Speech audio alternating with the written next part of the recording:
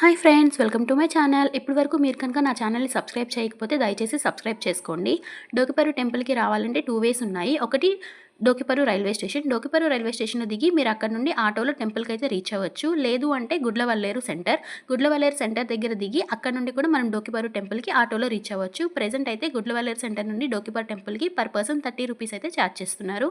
So once మీరు టెంపుల్లో enter అయ్యాక ఫస్ట్ అయితే మీకు కాళ్ళు కడిగే స్థలం అయితే కనిపిస్తూ ఉంటుందన్నమాట. సో ఇక్కడ మీరైతే కాళ్ళు కడుక్కుంటూ ఇక్కడ ఉన్న బ్యూటిఫుల్ సీనరీని అయితే మీరు చూడొచ్చు. మనకి టెంపుల్ మొత్తం కూడా ఇలాంటి బ్యూటిఫుల్ సీనరీస్ చాలా ఉంటాయన్నమాట. ప్రతి సీనరీని చక్కగా చూసి మంచిగా టెంపుల్లో టైం అయితే స్పెండ్ చేయండి. వన్స్ మీరు కాళ్ళు కడుక్కున్న తర్వాత మీకైతే ఇక్కడ శంకులు కనిపిస్తాయన్నమాట. సో ఈ కొబ్బరికాయ కొట్టే స్థలంలో మనం ఈ శంకుల్లో కనుక మనం కొబ్బరికాయ కొడుతూ ఉన్నట్లయితే ఆ వాటర్ అనేది వెళ్ళి స్వామివారి పాదాలకు అభిషేకం లాగా చేస్తూ ఉంటుందన్నమాట. వన్స్ మీరు ఇక్కడ స్వామివారి పాదాలకి నమస్కారం చేసుకున్న తర్వాత మీరైతే దీపారాధన చేసే స్థలానికి అయితే వెళ్తారనమాట. సో ఇక్కడ మీరైతే స్వామివారికి పసుపు కుంకుమ సమర్పించవచ్చు, అలాగే దీపారాధనలు కూడా ఇక్కడ వెలిగించవచ్చు. ఇక్కడ స్పెషాలిటీ ఏంటంటే చూస్తున్నారు కదా తాబేలు. ఫస్ట్ అయితే ఇక్కడ తాబేలు ఉంటుంది. సో తాబేలు మీద స్తంభాన్ని అయితే కన్స్ట్రక్ట్ చేశారు. అలాగే ఈ స్తంభం మీద మనకి వెంకటేశ్వర స్వామివారి నామం ఉంటుంది.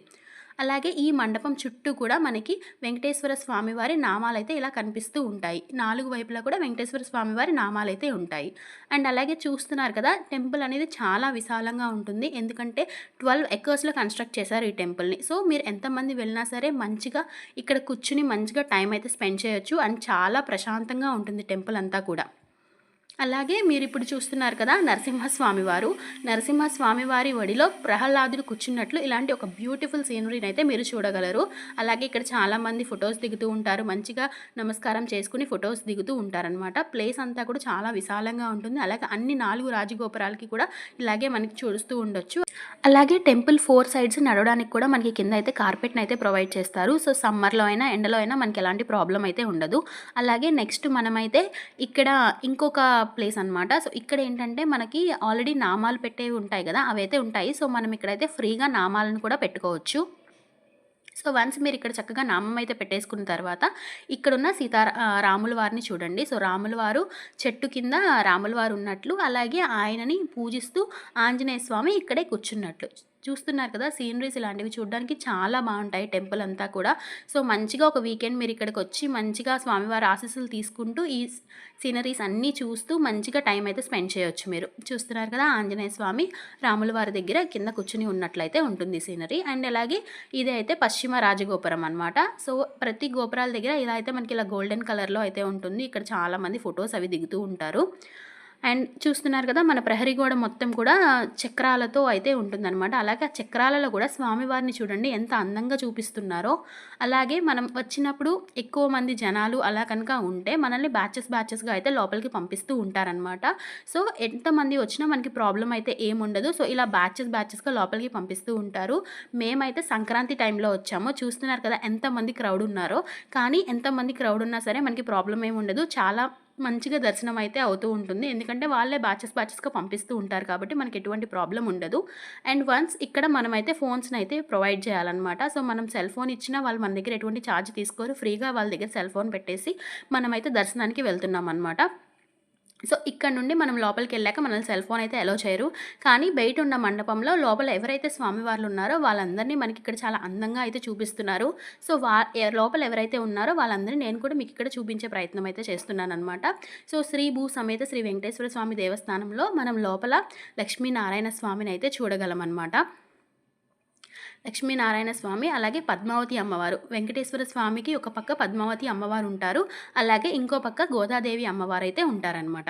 అలాగే లక్ష్మీనారాయణతో పాటు లక్ష్మీ వరాహ స్వామిని కూడా మీరైతే లోపల చూడవచ్చు.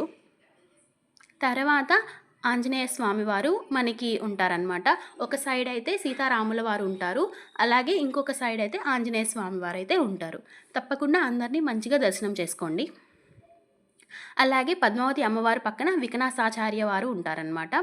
అలాగే గోదాదేవి పక్కన అయితే మనకి విశ్వక్సేన స్వామి వారు అయితే ఉంటారు.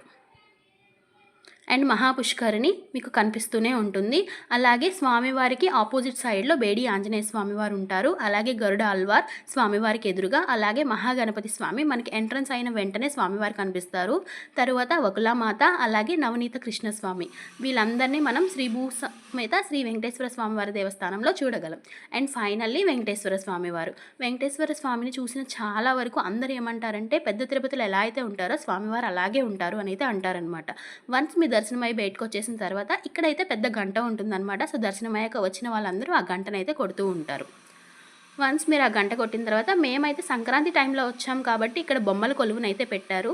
అందరూ చిన్నగా స్వామివార్లని, కృష్ణులు, అలాగే చాలామంది దేవుళ్ళ బొమ్మలు అయితే ఇక్కడ ఉన్నాయి. చూడ్డానికి చాలా బాగుంది. అలాగే అమ్మవార్లతో పాటు వెంకటేశ్వర స్వామివారిని కూడా ఇక్కడైతే పెట్టారు. అండ్ మనకి మెయిన్ వెంకటేశ్వర స్వామికి ఆపోజిట్లోనే పెద్ద తిరుపతిలో ఎలా అయితే ఉంటుందో మనకి ఇక్కడ అలాగే బేడి ఆంజనేయ స్వామి వారైతే ఉంటారనమాట. తప్పకుండా దర్శనం చేసుకోండి. మంచిగా స్వామివారిని దర్శనం చేసుకున్న తర్వాత అలా టెంపుల్ చుట్టూ మంచిగా ఒకసారి ప్రదక్షిణ అయితే చేస్తున్నారు అనమాట అందరూ కూడా.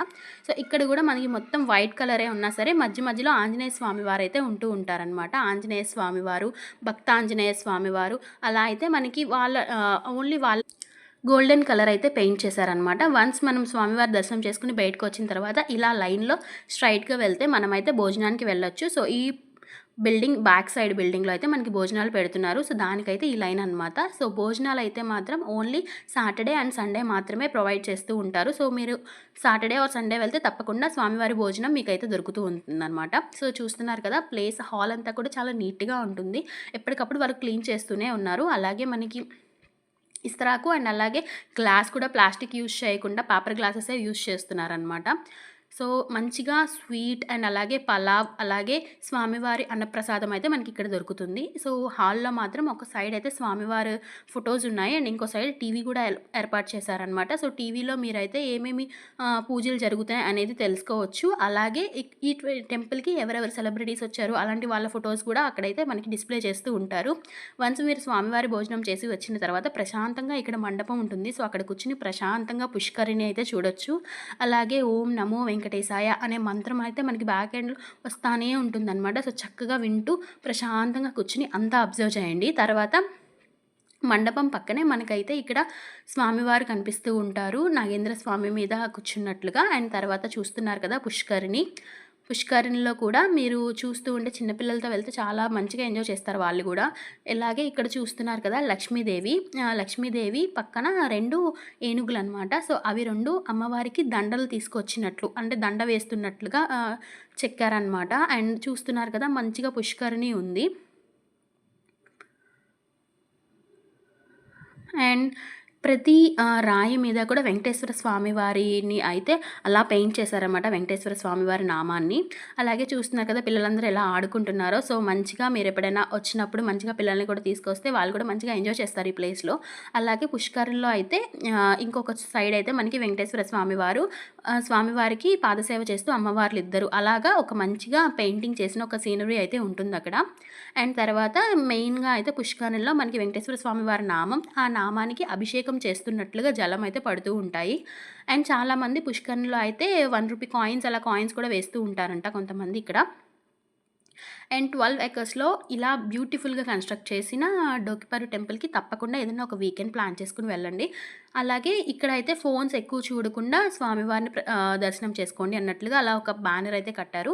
అండ్ టెంపుల్ నుండి మీరు కనుక బయటకు వచ్చేసినట్లయితే బయట మనకి గోశాల అలాగే వాష్రూమ్స్ కూడా అవైలబుల్ ఉన్నాయి. సో మంచిగా మీరు ఏమన్నా గోవులకి ఏమన్నా తినిపించాలి అనుకుంటే మంచిగా వాటిని కూడా తీసుకొచ్చుకోండి. చక్కగా గోవులకి తినిపించుకుని మంచిగా ప్రసాదాలు తీసుకుని మంచిగా ఇంటికైతే వెళ్ళిపోండి. Thank you so much. Don't forget to subscribe.